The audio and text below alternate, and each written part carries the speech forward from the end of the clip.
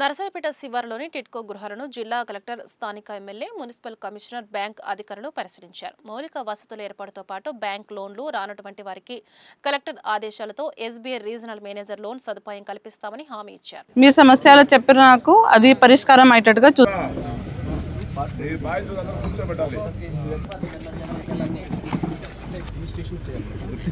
Registration ఇవ్వకపోయినా వాళ్ళంతటా వాళ్ళు వచ్చేసి ఉంటున్నారు తాళాలు పగలగొట్టుకొని. అవి ఇది యాక్చువల్ హౌసా మేడం, ఇది కిచెన్, అది బెడ్రూమ్, ఇది హాల్, అటాచ్డ్ బాత్రూమ్. నేనేదో చిన్న సమస్య చెప్పుకోవాలి. మండే గ్రీవెన్స్లో వచ్చినాయి, అంటే టిడ్కో ఇల్లు హ్యాండ్ ఓవర్ చేయట్లేదు, అయిపోయినాయి, హ్యాండ్ ఓవర్ చేస్తే బాగుంటుంది.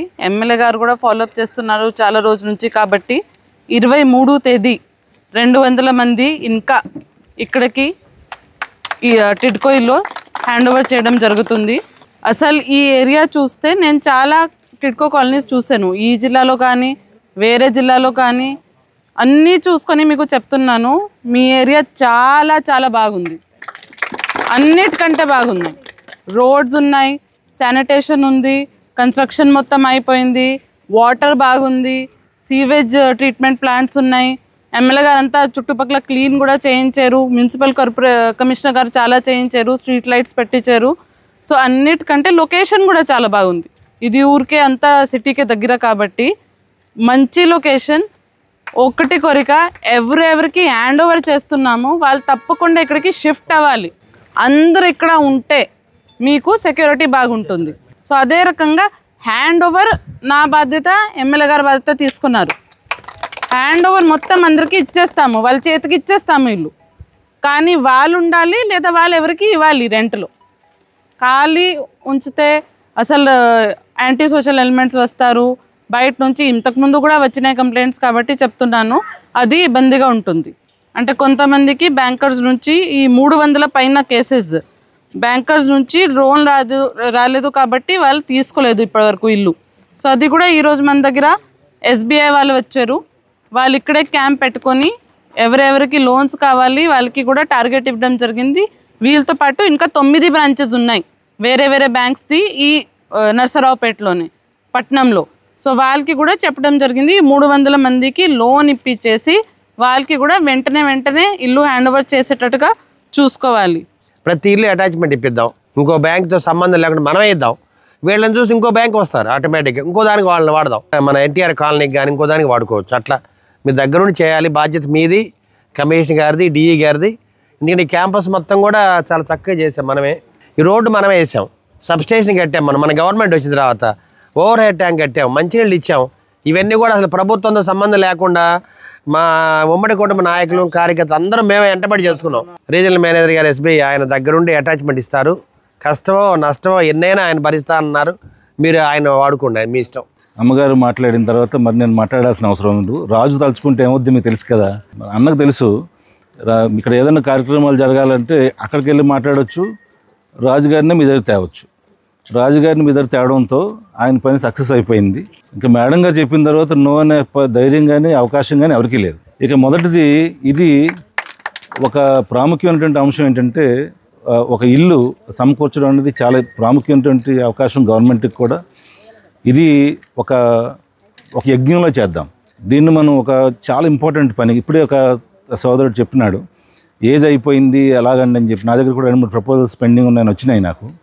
నేనేం చెప్పినానంటే లోన్ పాలసీలో ఒక సర్టెన్ ఏజ్ ఉంటుందో, ఏజ్ తర్వాత ఎలిజిబిలిటీ రాదు కాబట్టి ఆ ఇంట్లోనే ఎవరైనా ఎలిజిబుల్ ఉంటే వాళ్ళు ముందుకు రండి, మేడం గారితో అమ్మగారితో మాట్లాడి దాన్ని మనం చేంజ్ చేసుకొని వాళ్ళకి అలొకేట్ చేసేస్తాం. అమ్మగారు అలా చేద్దామా. సో ఇది ఈ ప్రహసనం ఆగకూడదు. మనందరం ఏం చూడాలంటే ఎలా ముందుకు వెళ్ళాలని చూడాలి. చిన్న చిన్న సమస్యలు ఉంటాయి, వాటిని మనం అధిగమించేస్తాం. ఎలాగ కమిటీ వారు ఉన్నారు, వాళ్ళని కొంచెం సంతోషం అనిపించింది నాకు. మీకు ఏమీ అవసరాలు వచ్చినా నన్ను అప్రోచ్ అవ్వండి. నేను అక్కడ రవినగర్లో మాది ఆఫీస్ ఉంది, మీకు రోడ్డు నుంచి కనిపిస్తుంది, ట్రెండ్స్ మీద ఉంటుంది. మనకి బోర్డు కూడా పెట్టాను, మీకు అందరికి కనిపిస్తుంది. ఇంతకుముందు బోర్డు లేదు. ఇప్పుడు మీరు ఏ సమస్య వచ్చినా మీరు నన్ను కలవచ్చు. అది నాట్ ఓన్లీ దిస్ టిట్కో. అంటే నేను జాయిన్ అయిన తర్వాత టిట్కోలో చాలా ఇష్యూస్ ఉన్నాయి, అసలు చెప్పలేని ఇష్యూస్ ఉన్నాయి. అవన్నీ కూడా రిజిస్ట్రేషన్ డిపార్ట్మెంట్ వాళ్ళతో మాట్లాడాం, బ్యాంకర్స్తో మాట్లాడాం, మా గ్రూప్ వాళ్ళతో, మెప్మా వాళ్ళతో కూడా చాలా సందర్భాల్లో మీటింగ్స్ కండక్ట్ చేసి చాలా వరకు ప్రాబ్లమ్స్ అనేది తీర్చాము. ఏదైతే ఇప్పుడు ఇక్కడ ఒక బెనిఫిషియరీ చనిపోతే వాళ్ళ ఇంట్లో ఫ్యామిలీకి కూడా ఆల్రెడీ మనం చాలా చేసాము, వాళ్ళకు కూడా మనం ఇచ్చాం. అట్లాగే ఈ ప్రాబ్లమ్స్ ఏంటంటే చాలా ఎక్కువ ఉన్నాయి. అవన్నిటిని కూడా జాగ్రత్తగా ఎవరు ఇబ్బంది పెట్టకుండా, ఎందుకంటే ఇక్కడ ఆల్రెడీ కోర్టు కేసులు వేసి ఉన్నాయి 270 మంది. ఆ 270 కూడా ఏ రకంగా తీర్చాలి అనేదే నిత్యం మేము ఆలోచిస్తూ ఉన్నాం. మన కలెక్టర్ గారు ఈరోజు క్షేత్రస్థాయిలో మీ లబ్ధిదారుల కష్టాలను తెలుసుకోవడానికి ఇక్కడికి విచ్చేసినందుకు వారికి ఒక్కసారి చప్పట్లతో మీరు అందరూ అభినందించుకోరు. ఎందుకంటే కలెక్టర్ గారు ఇదే మొదటిసారి కాదు, మొన్న శానిటేషన్ విషయంలో కూడా డైరెక్ట్గా 12వ వార్డులో ఎక్కడైతే డంపింగ్ ఉందో అక్కడికి వెళ్ళి ఆ డ్రైన్ సమస్యని క్షేత్రస్థాయిలో పరిశీలించి వాటి క్లియరెన్స్ కూడా వెంటనే ఆదేశాలు ఇవ్వడం జరిగింది. అలాగే ఎమ్మెల్యే గారు కూడా గత నెల రోజుల నుంచి ఇక్కడ శానిటేషన్ వ్యవస్థ కానీ జంగిల్ క్లియరెన్స్ కానీ చేపిస్తూ లాస్ట్ మంత్ మేము కూడా వచ్చాం ఇక్కడికి. ప్రతి ఇంటికి వెళ్ళి లబ్ధిదారులు ఎవరున్నారు, అనాథరైజ్డ్ పర్సన్స్ ఎవరున్నారు తనిఖీ చేసి ఒకరోజు ఇక్కడ రూరల్ పోలీసులను స్టే చేయించి ఎవరైతే ఉన్నారో నేర చరిత్ర ఉన్న వాళ్ళు వాళ్ళందరినీ ఖాళీ చేయించి ఒక మంచి వాతావరణాన్ని ఏర్పాటు చేయడం జరిగింది. ఇక్కడ టిట్కో ఇల్లు 2014-2019 మరి స్పీకర్ గారు, అప్పుడు స్పీకర్ గారు కీర్తిశేషులు మరి కోడెల శివప్రసాద్ గారు కృషితో మరి మన చంద్రబాబు నాయుడు గారి ఆధ్వర్యంలో ఇవన్నీ కూడా నిర్మించడం జరిగింది. అప్పుడు చాలా కష్టపడి ఈ 1504 ఇల్లు కూడా నిర్మించి ఆ చివరిలో ఏంటంటే డ్రైనేజీ కానీ ఇవన్నీ చేయబోవటం, ఆ ఎలక్షన్ కూడా రావటం, మరి అందరికి కూడా లబ్ధిదారులకు ఇయ్యలేకపోయారు. మరి ఆ తర్వాత మరి వైఎస్ఆర్సీపీ ప్రభుత్వం వచ్చాక కూడా వాళ్ళు ఇయ్యలేక ఇవన్నింటిని కూడా మూలపడేశారు. ఎక్కడ చూసినా చెత్త చెదారం కానీ ఆ ఇల్లు కబ్జా ఆక్రమణ చేయటం ఇవన్నీ జరిగినాయి.